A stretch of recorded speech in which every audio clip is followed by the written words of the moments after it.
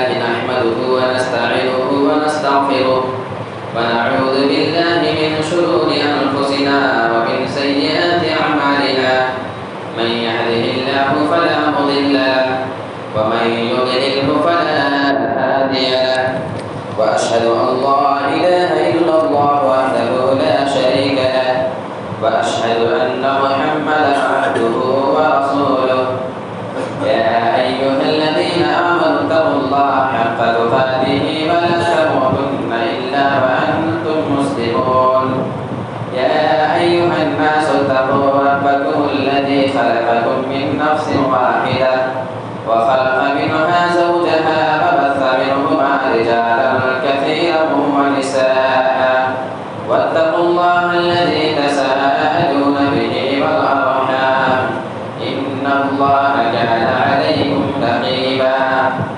يا أيها الذين آمنوا اتقوا الله وقولوا قولا سديدا يصلح لكم أعمالكم ويغفر لكم ذنوبكم ومن يطع الله ورسوله فقد فاز فوزا عظيما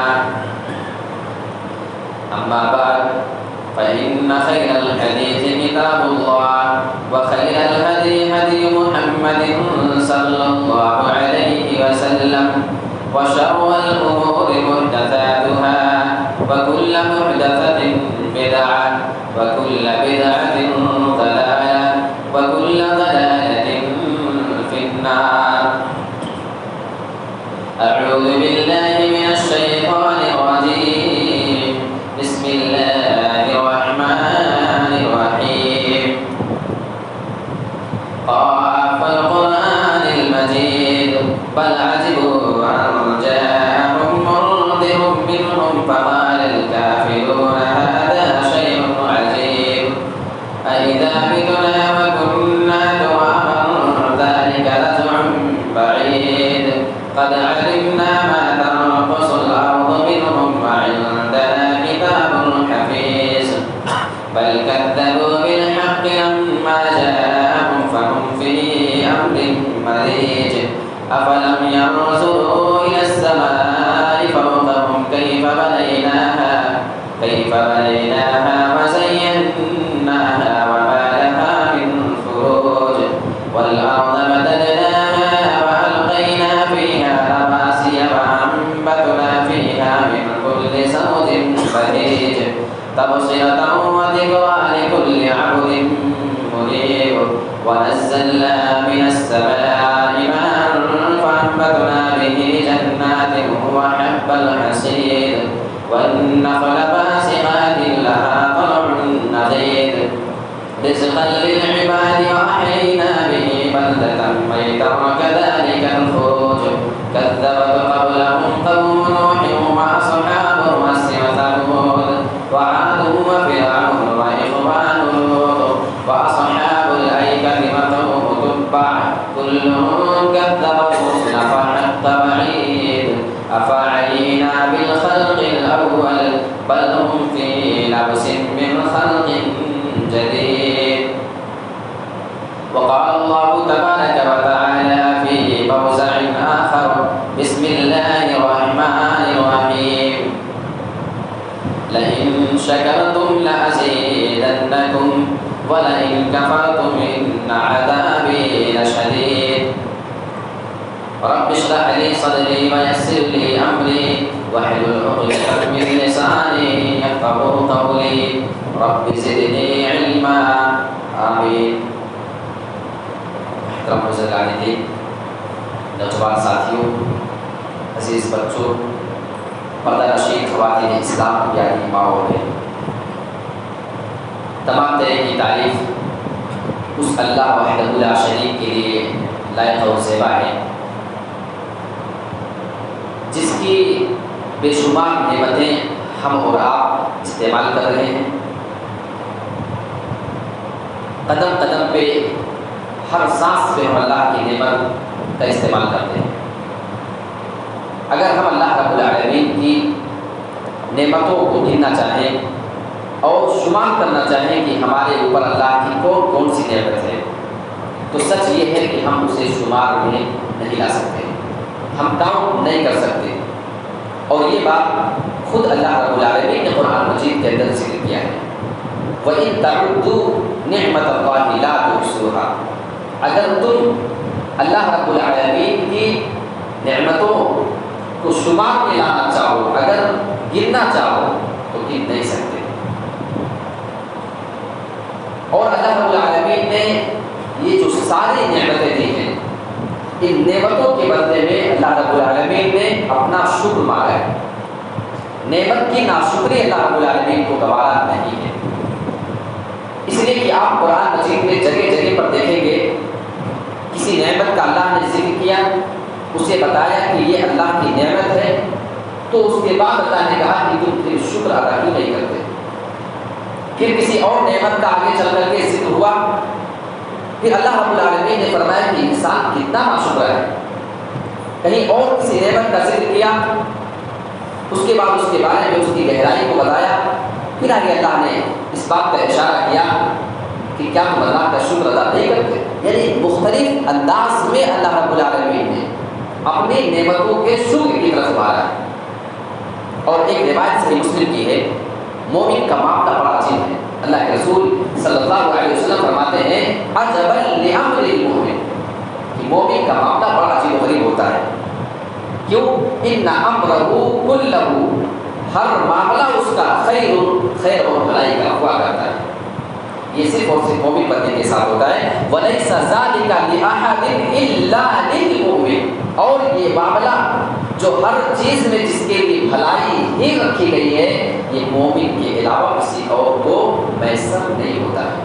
اللہ کے رسول نے اس کی وضاحت کی ہے، ان اصابتہ سراء، اگر ایک مومن بندے کو کوئی تکلیف پہنچتی ہے، کوئی پریشانی اس بندے کو لاحق ہوتی ہے اور اس پریشانی کے اوپر صبر کر لیتا ہے، فکان خیرا لہ، تو صبر کرنا یہ ایک انسان کے لیے فائدہ مند ہے، اس کے لیے بہتر ہے۔ اس سے پہلے کہ جمعہ میں نے آپ کے سامنے صبر کے متعلق کوئی بات رکھی اور آج شکر کے متعلق، کیونکہ یہ دونوں ملتی جلتی چیزیں ہیں۔ مصیبت آئے تو صبر، نعمت ملے تو شکر، یہی ہم مسلمانوں کا جو ہے مزاج ہونا چاہیے اللہ کی نعمتوں کے بارے میں، اور اللہ کی طرف سے اگر کوئی آزمائش آ جائے تو اس کے بارے میں۔ اللہ کے رسول صلی اللہ علیہ وسلم نے فرمایا کہ اگر اسے کوئی پریشانی پہنچتی ہے، صبر کر لیتا ہے، فکان خیرا لہ، تو صبر کرنا اس کے لیے بہتر ہوتا ہے۔ وَإِنْ أَصَابَتْهُ، اچھا اس کے جو پہلے والی روایت ہے اس میں ذراہ کے الفاظ ہیں، ذراہ یعنی تکلیف پہنچتی ہے۔ وَإِنْ أَصَابَتْهُ سَرَّةٌ، اور اگر ایک مومن بندے کو کوئی آرام پہنچتا ہے، اسے کوئی نعمت ملتی ہے، کوئی خوشی میسر آتی ہے، اور اس کے اوپر شکر، وہ بندہ اللہ کا شکر ادا کرتا ہے۔ اگر وہ شکر ادا کرتا ہے، فَكَانَ خَيْرًا لَهُ، تو اللہ کا شکر ادا کرنا یہ اس مومن بندے کے لیے فائدہ مند ہوتا ہے۔ آپ غور کریں کہ اس سے بڑی چیز دنیا میں آپ کو یا تو تکلیف آئے گی یا خوشی آئے گی، تیسری کوئی چیز نہیں ہے نا۔ آپ یا تو ابھی خوشحال ہوں گے یا آپ پریشان ہوں گے۔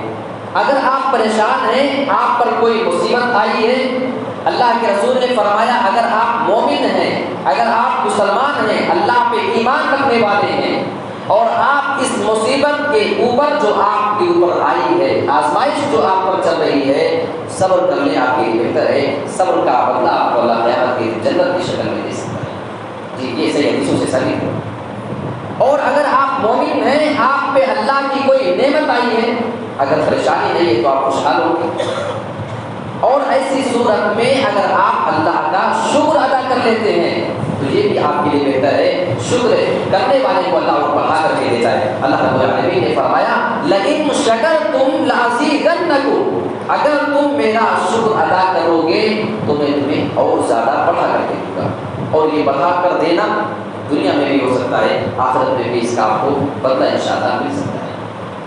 تو یہ مومن کا معاملہ صحیح مسلم کی روایت کے مطابق ہے۔ اب اس کے آگے آپ اگر سورہ ابراہیم آیت نمبر 32 اور 33 ان دونوں آیتوں کو دیکھیں تو اللہ رب العالمین نے کچھ نعمتوں کا ذکر کیا ہے۔ دیکھیں اللہ رب العالمین نے بہت ساری نعمتیں دی ہیں، اگر اس کو ہم کاؤنٹ کرنا چاہیں تو کر نہیں سکتے کہ اللہ نے خود کہا ہے، لیکن کچھ نعمتوں کو اللہ بطور انسان گنا رہا ہے۔ اور بدلے میں ہم سے کہتا ہے کہ تم اللہ کا شکر ادا کرو۔ آپ دیکھیں اللہ الذی خلق السماوات والارض، وہ اللہ ہی ہے جس نے آسمانوں کو پیدا کیا اور زمین کو پیدا کیا۔ ہماری یہ مسجد ہے، بہت لمبی چوڑی نہیں، لیکن آپ دیکھیں جگہ جگہ آپ کو پلر نظر آئے گا، ہے نا؟ بغیر ستون کے، بغیر کھمبے کے ہم ایک چھوٹی سی مسجد نہیں بنا سکتے۔ کہیں کہیں آپ کو ملے گا کہ وہ فلاں جگہ ہے، بیچ میں کوئی کھمبا نہیں ہے، کوئی پلر نہیں، لیکن کنارے کنارے آپ کو دیوار ضرور اور پلر بیم وغیرہ ضرور نظر آئے گی، ہے نا؟ لیکن آپ آسمان کو دیکھیں، اللہ نے فرمایا کہ وہ اللہ ہے جس نے آسمانوں کو پیدا کیا۔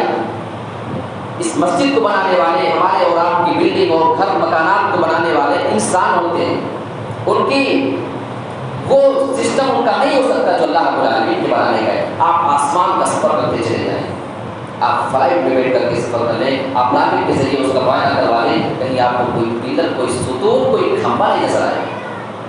جہاں تک آپ کی نظر جاتی ہے ایسا معلوم ہوتا ہے، جب کچھ دور آپ دیکھتے ہیں تو لگتا ہے کہ یہاں پہ آسمان گرا ہوا نظر آ رہا ہے، اور آگے آپ جا کر دیکھیں گے نہیں رہتی جہاں نہیں اور آگے، یہ ایسے آگے آگے آپ کو لگتا چلا جائے گا، لیکن وہ آپ کو ملے گا کہیں نہیں۔ اللہ نے فرمایا کہ وہ اللہ ہے جس نے آسمانوں کو پیدا کیا ہے۔ اچھا والارض، یہ تو آسمان ہو گیا، کبھی آپ فلائٹ کا سفر کرے ہوں گے تو آپ دیکھے ہوں گے کہ کیا عجیب تخلیق اللہ کی ہے۔ بادلوں کے بیچ میں جب آپ چلے جاتے ہیں، پھر آپ اور زیادہ اوپر جب چلے جاتے ہیں، آپ کو زمین نظر ہی نہیں آتی ہے۔ وہ آسمان جو دھوئے کی شکل میں آپ کو اڑتے نظر آتے ہیں، ایسا محسوس ہوتا ہے کہ نیچے کوئی چیز نہیں ہے۔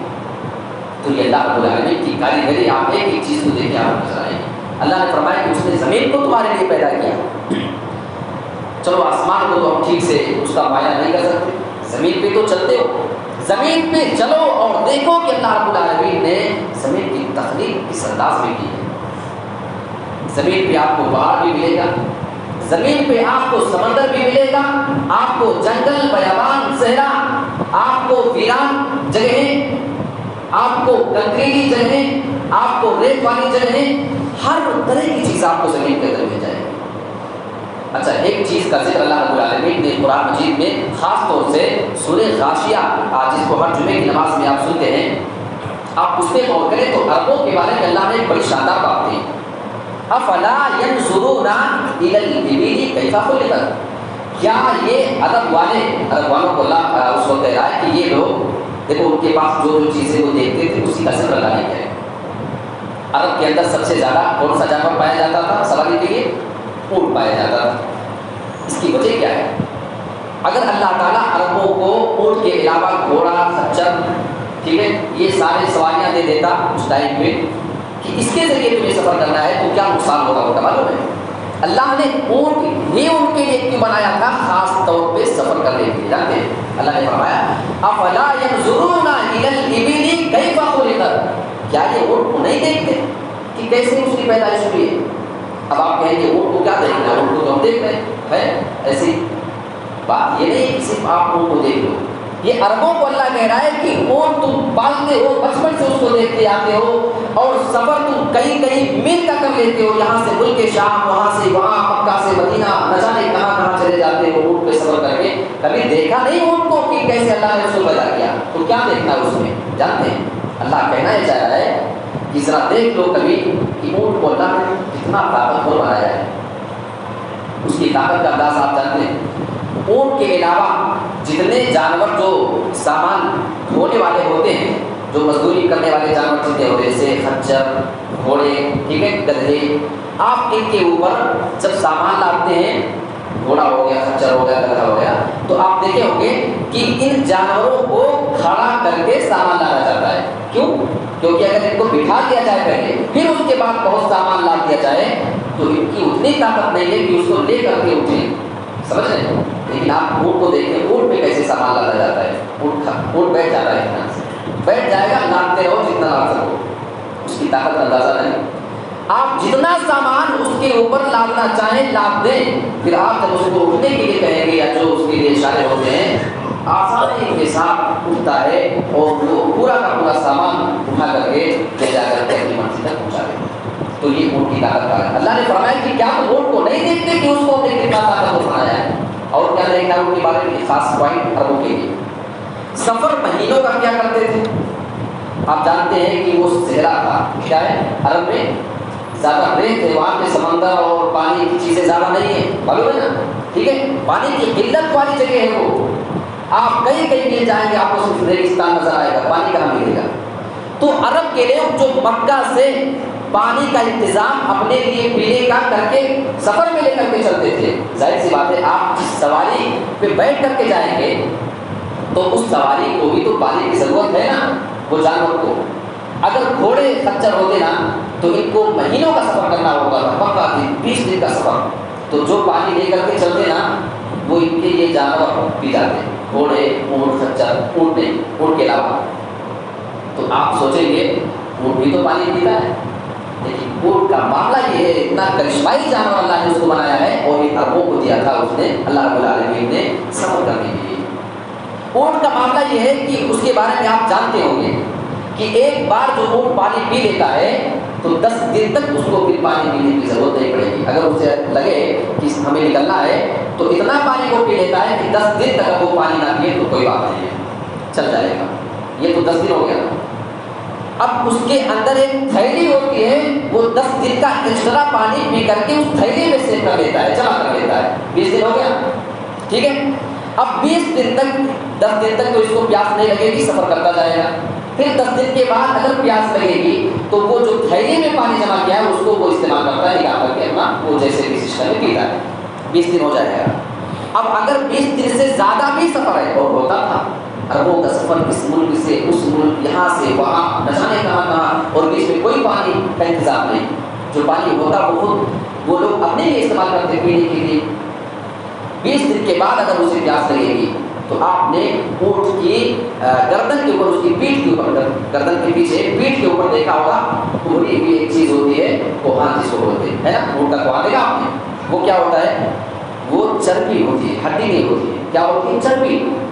اب اگر 20 دن کے بعد اونٹ کو پیاس لگے تو وہ جو چربی ہوتی ہے وہ پگھل کر اونٹ کے لیے پانی کا کام کرتا ہے، جس سے اس کی پیاس کی ضرورت پوری ہوتی ہے، سمجھ رہے ہیں؟ پھر کم سے کم 8، 7، 10 دن تک وہ کام چل جائے گا، یعنی 10 دن کا پانی اس وقت پی لیا، 10 دن کا سیو کر لیا، 20 دن ہو جائے گا، اس سے لمبا سفر رہے گا تو وہ جو اس کی کوہان چربی ہوتی ہے وہ پگھل کر کے اس کی ضرورت پوری کرے گی اور وہ مرے گا نہیں۔ اب اس کے بعد اگر 1 مہینے کے بعد پانی نہیں دیں گے تب وہ پھر جو ہے اس کی زندگی مشکل ہو جائے گی۔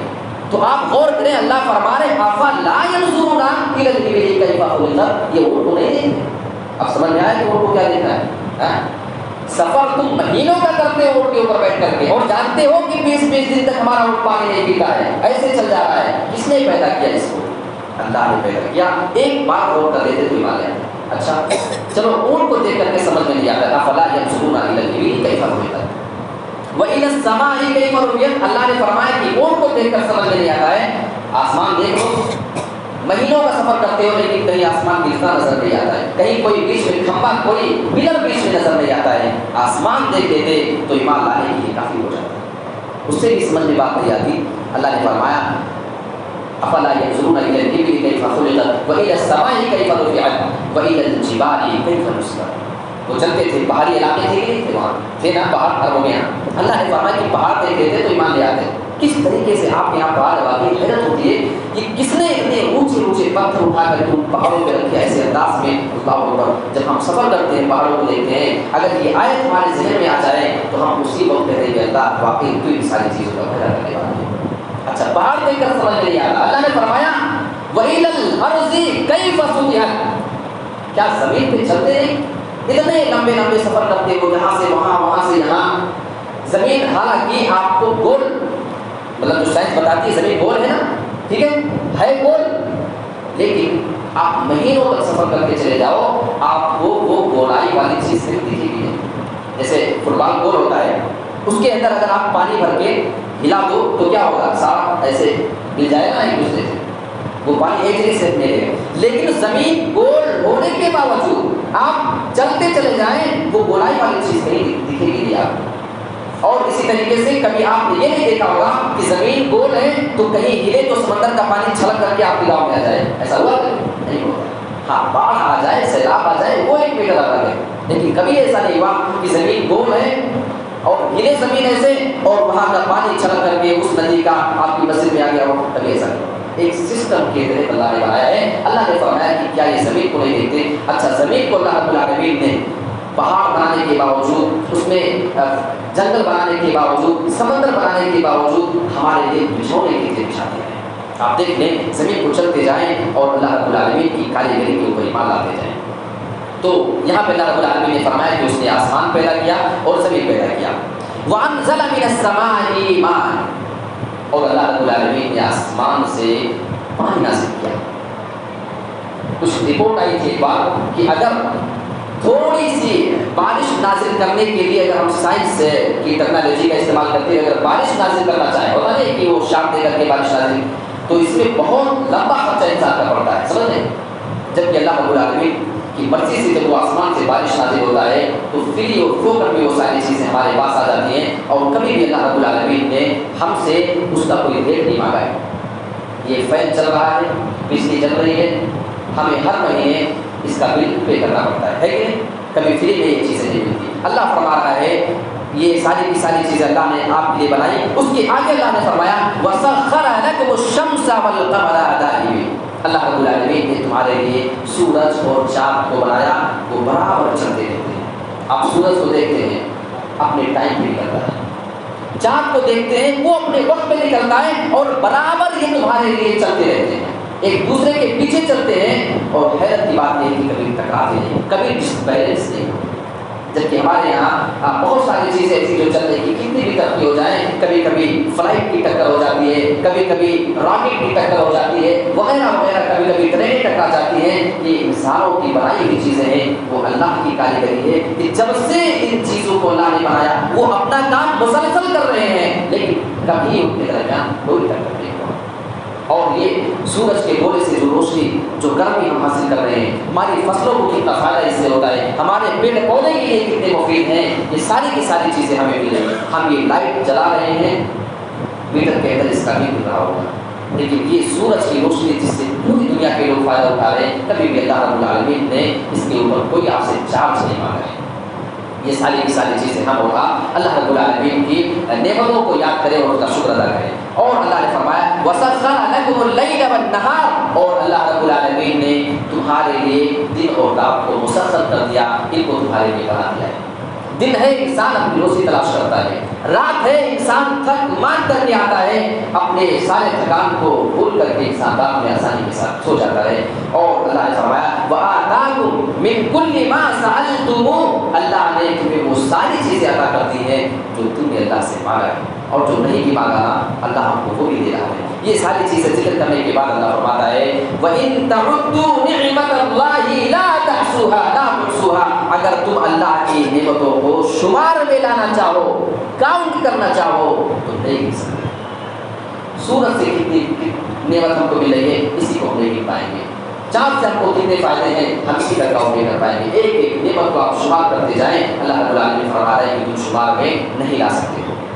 اس کے بعد اللہ نے فرمایا ان الانسان لظلوم کفار، بے شک انسان کتنا بڑا ظالم ہے اور کتنا ناشکر ہے، یہ ساری چیزیں دیکھتا بھی ہے، اس کے باوجود کبھی اللہ کا شکر ادا نہیں کرتا ہے۔ اس سے بڑا ظالم کوئی ہو سکتا ہے، اس سے بڑا بھی ناشکرا کوئی ہو سکتا ہے۔ اس کے آگے اللہ رب العالمین نے یہ سورہ ابراہیم کی آیت نمبر 32 اور 33 تھی، اس کے آگے سورہ قصص آیت نمبر 73 ہے۔ اللہ فرماتا ہے واللہ وَمِن رَحْمَتِهِ جَعَلَ لَكُمُ اللَّيْلَ وَالنَّهَارَ لِتَسْكُنُوا فِيهِ، اور اللہ رب العالمین کی رحمت میں سے ہے کہ اس نے تمہارے لیے رات بنائے، دن بنایا، رات میں تم سکون حاصل کرتے ہو، وَلِتَبْتَغُوا مِن فَضْلِهِ، اور دن میں تم اللہ رب العالمین کا فضل تلاش کرتے ہو، تم روزی روٹی اپنی تلاش کرتے ہو، وَلَعَلَّكُمْ تَشْكُرُونَ۔ مقصد کیا ہے اللہ کے بیان کرنے کا؟ اللہ کہہ رہا ہے بس اتنا سا کام تم کر لو کہ میرا شکر ادا کرو۔ اللہ کا شکر اللہ کو بہت پسند ہے، یاد رکھیے گا، اس شکر کی بنا پہ آپ کو انشاءاللہ جنت مل سکتی ہے۔ سورہ نحل آیت نمبر 78 کے اندر اللہ فرماتا ہے واللہ اخرجکم من بطون امہاتکم لا تعلمون شیئا، اور اللہ رب العالمین نے تمہیں تمہاری ماؤں کے پیٹ سے نکالا، اس وقت کچھ بھی نہیں جانتے تھے۔ بہت سے لوگوں کا عقیدہ ہے فلاں صاحب اپنی ماں کے پیٹ سے پیدا ہوئے، اس وقت ان کو 18 پارے یاد تھے، اسی وقت سے ان کو پورے قرآن یاد ہے۔ آپ نے سنا ایسا؟ ان کا یہ عقیدہ ایک طرف، قرآن مجید سورہ نحل کی آیت نمبر 78 78 نمبر کی آیت ایک طرف عقیدہ بالکل قرآن کے خلاف ہے، یاد رکھیے ایسا عقیدہ رکھنا قرآن کے خلاف ہے اور یہ کفریہ عقیدہ ہے۔ اللہ رب العالمین فرماتا ہے تم اس وقت کچھ نہیں جانتے تھے، یہ تو اللہ نے بتا دیا، اب اللہ آگے جس چیز کا ذکر کر رہا ہے اس پہ غور کرنے کے لائق ہے۔ وَجَعَلَ لَكُمُ السَّمْعَ وَالْأَبْصَارَ وَالْأَفْئِدَةَ، پھر اللہ رب العالمین نے تمہارے لیے کان بنائے، آنکھیں بنائی، دل بنایا۔ تین چیزوں کا خاص طور سے اللہ نے اس آیت میں ذکر کیا ہے، پہلے کان کا ذکر، پھر آنکھ کا ذکر، پھر دل کا ذکر۔ سائنس کی روشنی میں میڈیکل لائن سے آپ اگر اس کو معلوم کریں تو آپ دیکھیں گے کہ بچے کے اندر جو ترتیب ہوتی ہے نا بننے کی، ان تینوں چیز میں سے کان، آنکھ اور دل، تو جس ترتیب کا اللہ نے قرآن میں ذکر کیا ہے، حیرت کی بات ہے کہ سب سے پہلے یہ چیز بنتی ہے۔ پہلے اللہ نے کان کا ذکر کیا تو پہلے کان بنتا ہے، اس کے بعد اللہ نے آنکھ کا ذکر کیا تو پھر آنکھ بنتی ہے بچے کی، اس کے بعد پھر دل بنتا ہے۔ ان تینوں چیزوں میں ترتیب یہی ہوتی ہے، یہ واقعی اللہ رب العالمین کا کمال ہے۔ یہ چیزیں 1450 سال پہلے کی ہیں، ہمارے رسول صلی اللہ علیہ وسلم کو یہ باتیں کس نے بتائی؟ ظاہر سی بات یہ بات بتانے والی ذات صرف اور صرف رب کی ہو سکتی ہے۔ آئیے اس کے آگے سورہ مومنون آیت نمبر 12، 13، 14 اور 15 چار آیتیں ہیں، اللہ رب العالمین نے اس میں اپنی تخلیق کا ذکر کیا ہے۔ وَلَقَدْ خَلَقْنَا الْإِنسَانَ مِنْ سُلَالَةٍ مِنْ طِينٍ، اور ہم نے انسان کو مٹی کے جوہر سے پیدا کیا۔ ہم جانتے ہیں ہماری اور آپ کی پیدائش مٹی سے ہوئی ہے۔ اس کے بعد اللہ رب العالمین ترتیب بتا رہا ہے ثُمَّ جَعَلْنَاهُ نُطْفَةً فِي قَرَارٍ مَكِينٍ، پھر ہم نے انسان کو جب بنایا اس کی ترتیب اللہ بتا رہا ہے کہ ہم نے اس کو نطفہ بنایا اور نطفے کو کہاں رکھا؟ سیف جگہ پر، محفوظ جگہ پہ، ایک منی کا قطرہ جس میں ہزاروں کیٹانو ہوتے ہیں، ایک کیٹانو کو اللہ اس میں سے چن لیتا ہے، اسی سے بچے کی تخلیق ہو رہی ہوتی ہے۔ سمجھ گئے؟ اللہ نے فرمایا کہ ہم نے اسے سیف جگہ میں رکھا ہے، وہ کوئی ایسی جگہ نہیں، وہ رحم ماں کا جو رحم جہاں پہ بچہ پلتا ہے وہاں پہ اللہ رکھا ہوتا ہے۔ اللہ نے فرمایا کہ وہ محفوظ جگہ ہے، چلیں پھریں دوڑیں دھوپیں اٹھیں بیٹھیں نماز پڑھیں ورزش کریں اس کو نقصان نہیں ہوتا۔ مطلب ایک احتیاط کے تھے، اللہ نے فرمایا کہ محفوظ جگہ، ایسی جگہ نہیں کہ تھوڑا سا چلے وہ پانی کا قطرہ وہ چھلک کے ختم ہو گیا، ایسا نہیں ہوتا ہے میرے پیارے ساتھیوں۔ اللہ نے فرمایا کہ ہم نے اسے محفوظ جگہ پہ رکھا ہے۔ اس کے بعد اللہ فرماتا ہے ثم خلقنا النطفة علقة، پھر ہم نے اس نطفے کو خون کا لوتھڑا بنا دیا۔ یہ ترتیب اللہ بتا رہا ہے فخلقنا العلقة مضغة، پھر ہم نے خون کے لوتھڑے کو مضغہ بنایا، گوشت کا ٹکڑا بنایا۔ مضغہ کس کو کہتے ہیں؟ اس کو آپ اگر تصویر اس کی دیکھنا چاہیں تو جو چیوگم آپ چباتے ہیں بچے، وہ دانت سے چبانے کے بعد نکالیے اور دیکھیے اس کی جو شکل ہوتی ہے ویسی ہی شکل مضغے کی ہوتی ہے۔ اللہ نے فرمایا کہ خون کے لوتھڑے کے بعد جو اس کے بعد کا اسٹیپ ہے وہ یہی مضغہ ہے، گوشت کا ٹکڑا ہے۔ پھر اس کے بعد اللہ فرماتا ہے فخلقنا المضغة عظاما، پھر اس گوشت کے ٹکڑے کو ہم نے ہڈی بنا دیا، ہڈی بنا دیا۔ فکسونا العظام لحما، پھر ہم نے اس ہڈی کے اوپر گوشت کے ڈھانچے چڑھا دیے۔ ثم انشأناه خلقا آخر، پھر ہم نے اسے دوسری تخلیق میں پیدا کر دیا، اسے ہم صحیح سلامت دنیا کے اندر دیا۔ آپ ترتیب دیکھیں، پہلے نطفہ ہے، اس کے بعد اللہ رب العالمین نے اسے خون کا لوتھڑا بنایا، خون کے لوتھڑے کے بعد گوشت کا ٹکڑا، اس کا جو جیور چبایا ہوا جو شکل ہوتی ہے، اس کے بعد اللہ نے اس کو ہڈی بنایا، ہڈی کے اوپر گوشت چڑھا دیا۔ اگر انسان کے جسم میں ہڈی نہ ہو، سب کچھ ہو جائے، جتنا اعضا جتنی پارٹ اس کے اندر اگر ہڈی نہ ہوتی، آپ کبھی کبھی کسی بچے کو دیکھتے ہیں نا، اس کی پیدائش میں کچھ کمی رہ جاتی ہے کسی وجہ سے، اگر ہڈی اس کی نہیں ہوتی ہے یا ہڈی میں کچھ کمی ہوتی ہے تو وہ بچہ زندگی بھر بیٹھنے کے قابل نہیں ہوتا۔ دیکھا آپ نے، ہم نے کئی اپنی نظروں سے دیکھا ہے، وہ بندہ پھر کبھی پوری زندگی چلنے کے قابل نہیں ہوتا ہے۔ ہم جو کھڑے ہیں یہ کیا ہے؟ ہڈیوں کی وجہ سے۔ آپ جو بیٹھے ہیں آپ اپنی ہڈیوں کی وجہ سے بیٹھے ہیں، سمجھ رہے ہیں؟ اگر آپ کے جسم میں اللہ نے ہڈی نہ بنائی ہوتی تو آپ پوری زندگی صرف لیتے رہتے، نہ بیٹھ سکتے، نہ اٹھ سکتے، نہ چل سکتے تھے۔ اچھا، اللہ نے فرمایا کہ ہم نے اس ہڈی کے اوپر گوشت چڑھایا ہے۔ حیرت یہ ہے، ایسی کاریگری ہے، آپ اپنی ہر جسم کے ہر پارٹ کی ہڈی کو دیکھ لیں، اللہ نے اتنی ہی ہڈی ہر جگہ پہ چڑھائی ہے جہاں جتنی ضرورت ہے۔ آپ دیکھیں انگلی میں ہڈی پتلی ہے، وہاں پہ اسی مناسبت سے گوشت ہے۔ آپ کی ناک میں جو ہڈی ہے اسی مناسبت سے گوشت ہے، کہیں ایسا نہیں کہ یہاں پہ ہڈی ہے، کہیں پہ گوشت تھوڑا زیادہ ہو گیا ہو، کہیں کم ہو گیا ہو، ایسا ہوتا تو انسان دیکھنے بھی کتنا بھدا معلوم ہوتا، سمجھ لے۔ اچھا اسی چیز کو اللہ نے دوسری جگہ فرمایا ہے لقد خلقنا الانسان فی احسن تقویم، ہم نے انسان کو بہت بہترین شکل و صورت میں پیدا کیا ہے۔ یہی وہ تخلیق ہے جو اللہ رب العالمین نے اس کا ذکر کیا ہے کہ ہم نے اسے بہترین شکل و صورت میں پیدا کیا ہے۔ انسان سے بہترین شکل و صورت آپ پوری دنیا میں ڈھونڈتے چلے جائیں، آپ کو کہیں نظر نہیں آئے گا۔ تو یہ ساری کی ساری چیزیں اللہ رب العالمین نے ذکر کیا، ہمیں ان ساری چیزوں کے اوپر اللہ رب العالمین کے شکر ادا کرنے کی ضرورت ہے۔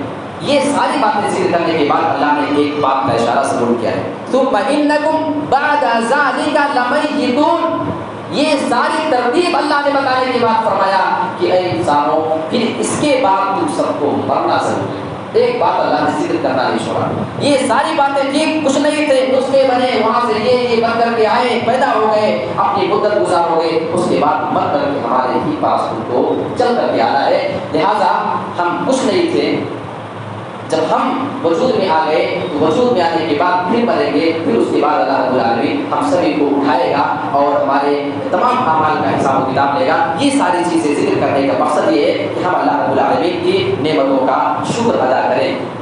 اللہ کے رسول صلی اللہ علیہ وسلم جب بھی کسی نعمت کو دیکھتے تھے، ایک روایت ہے، روایت ترمذی کی ہے 2369 2369، علامہ البانی رحمۃ اللہ علیہ نے اس حدیث کو صحیح قرار دیا ہے۔ ابو الحسن انصاری رضی اللہ تعالیٰ عنہ کے گھر اللہ کے رسول اپنے چند صحابہ کے ساتھ گئے، ابو بکر اور حضرت عمر رضی اللہ عنہ ان کے ساتھ تھے۔ وہ کچھ کھجور اپنے باغ سے توڑ کر کے لے کر آئے، اللہ کے رسول کے سامنے رکھا، اللہ کے رسول نے کھجور کھائی۔ اس کے بعد اللہ کے رسول کو تعلیم دیتے ہیں، ھذا والذی نفسی بیدہ، اللہ کی قسم جس کے ہاتھ میں میری جان ہے، یہی وہ نعمت ہے الذی تسألون عنہ یوم القیامہ، جس کے بارے میں تم سے قیامت کے دن سوال کیا جائے گا۔ جو بھی نعمت آپ دنیا میں استعمال کریں اور جتنی بڑی نعمت آپ دنیا میں استعمال کریں گے اتنا ہی بڑا آپ سے حساب قیامت کے دن لیا جائے گا۔ ہم پریشان ہو گئے نا کہ فلاں کے پاس بہت زیادہ نعمت ہے، ہمارے پاس کم ہے، آپ سمجھیں کہ ان کا حساب اتنے ہی بڑے پیمانے کا ہوگا، آپ کا حساب ان سے تھوڑا نیچے والے لیول کا ہوگا۔ یہ چیزیں بھی ہم کبھی غور کریں، پھر ہم اللہ کا اسی میں شکر ادا کریں گے، ناشکری نہیں کریں گے۔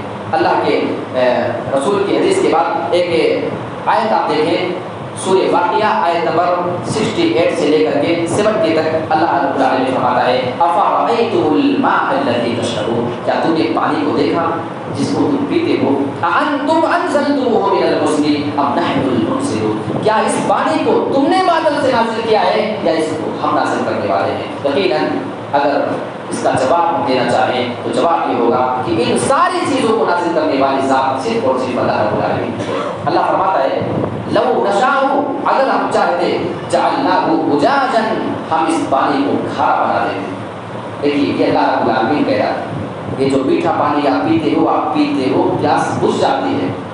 اللہ نے یہ کیوں فرمایا کہ ہم چاہتے تو اس کو کھارا بنا دیتے، پانی کے اندر نمکین ہو جاتا، ٹھیک ہے، وہ ٹیسٹ اس کا نمکین سا ہو جاتا۔ آپ کبھی سمندر کا پانی ریگولر پی کر کے دیکھیں، آپ کی پیاس نہیں بجھے گی، کھارے پانی سے کبھی پیاس نہیں بجھے گی۔ اگر یہ سارے کے سارے پانی کھارے ہو جائیں تو ہماری پیاس کبھی نہیں بجھ پائے گی، اس کا فائدہ ہم کبھی نہیں اٹھا پائیں گے پی کر کے۔ اللہ نے فرمایا کہ شکر ادا کرو کہ ہم نے تمہارے لیے میٹھا اور استعمال کے لائق پانی بنایا، سارے کے سارے پانی کو ہم نے کھارا نہیں بنا دیا۔ اور پانی اللہ کی بہت بڑی نعمت ہے۔ سورہ ملک کے اندر بالکل لاسٹ والی آیت میں اللہ رب العالمین نے چل کر کے اس بات کا ذکر کیا ہے کہ اگر اللہ تعالیٰ اس پانی کو زمین کے اندر دھسا دے، بالکل نیچے کر دے، تو کون ہے جو میٹھے پانی کو پھر سے نکال کر کے لائے گا؟ یہ ساری کی ساری چیزیں اللہ ذکر کر رہا ہے۔ اس کے بعد اللہ نے ذکر کیا اسی آیت کے لاسٹ میں فلولا تشکرون، جب آسمان سے پانی ہم نے نازل کیا، پینے کے قابل میٹھا ہم نے بنایا، تو کیا ہو گیا تمہیں سب کچھ استعمال کرتے ہو کہ میرا شکر کیوں نہیں ادا کرتے؟ آپ جگہ جگہ پہ دیکھیں گے اللہ رب العالمین نے اپنے شکر کا ذکر کیا ہے۔ سورہ ابراہیم آیت نمبر 7 اللہ فرماتا ہے لئن شکرتم لازیدنکم، آپ کو کوئی نعمت ملی بہت اچھی بات ہے، اللہ فرماتا ہے کہ اگر اس نعمت کا شکر ادا کرتے رہو گے ہم اور بڑھاتے رہیں گے، وَلَئِن كَفَرْتُمْ، اور اگر جو نعمت میں نے تمہیں دی ہے اگر تم اس کی ناشکری کرو گے ان عذابی لشدید، تو یاد رکھنا میرا عذاب بھی بڑا خطرناک ہے۔ اگر میری نعمت کو استعمال کرنے کے بعد میری ناشکری کر کے دنیا سے آئے تو ہم تمہیں عذاب بھی دیں گے اور بہت خطرناک قسم کا عذاب دیں گے. یہ چند باتیں اور بہت ساری اللہ کے شکر کے متعلق ہو سکتی ہیں. یہ چند باتیں جو میں نے آپ کے سامنے قرآن اور صحیح حدیث کی روشنی میں رکھنے کی کوشش کی ہے. اللہ رب العالمین سے ہم دعا کرتے ہیں کہ اے اللہ تو ہمیں اپنی تمام نعمتوں کو پہچاننے اور اس کا جیسا حق ہونا چاہیے ویسا اس کا شکر ادا کرنے کی توفیق عطا فرما. ہم تیری تمام تر نعمتوں ایک نعمت کا شکر پوری زندگی ادا نہیں کر سکتے. آپ کی جو آنکھ ہے میں کہتا ہوں کہ آپ بیٹھے بیٹھے اپنے آپ میں کروڑپتی ہیں. یقین نہ ہو کوئی آپ سے کہے اپنی دونوں آنکھیں دے دو کسی اور کو دیجیے, آنکھ لگتی ہے نا. آپ کے جسم کی ہر چیز استعمال ہو رہی ہے. پوسٹ مارٹم ایکسیڈنٹ کے بعد کیوں ہوتا ہے؟ کیونکہ آپ کی وہ چیزیں نکال کر کے استعمال کی جاتی ہیں. آپ سے کوئی کہے اپنا دل نکال کر کے دو 10 لاکھ دیتے ہیں, آپ نہیں دیں گے. اپنی دونوں آنکھیں دو کروڑ روپیہ دیتے ہیں, آپ منع کر دیں گے بھائی صاحب معاف کرنا بس ہم غریب ہی صحیح لیکن ہمارے پاس یہ چیزیں چاہیے. اس کا مطلب آپ اپنے آپ میں کروڑپتی ہیں. لوگ محتاج ہو جاتے ہیں, کسی کی آنکھیں دونوں چلی جائیں کتنی بھی دولت ہو, کسی کے دل خراب ہو جاتے ہیں, کسی کی دونوں کڑیاں خراب ہو جاتی ہیں, ان کی زندگی حسین ہو جاتی ہے. اللہ کا شکر ادا کرے صحیح سلامت ہے. ہمارے جسم کے کسی بھی پارٹ کے اندر اگر کوئی کمی نہیں ہے ہم اللہ کا جتنا شکر ادا کرے اتنا کمی ہے. اللہ تو کما آتا ہو ہمیں اپنی تمام نعمتوں کے شکر ادا کرنے کی توفیق عطا فرما. آمین ثم آمین. وآخر دعوانا الحمد للہ رب العالمین.